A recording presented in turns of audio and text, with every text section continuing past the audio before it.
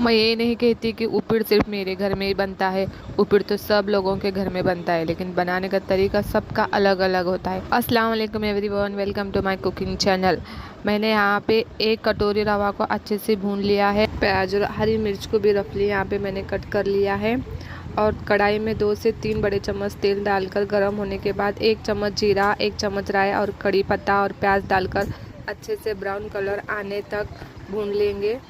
उसके बाद मैंने यहाँ पे हरी मिर्च को बाद में ऐड किया है और 1 से 1.5 गिलास पानी डालकर बारीक कटी हुई कोथिमीर और 1 चम्मच नमक डाला है। पानी उबाल आने के भुना हुआ रवा डालकर अच्छे से उसे मिक्स कर लेंगे।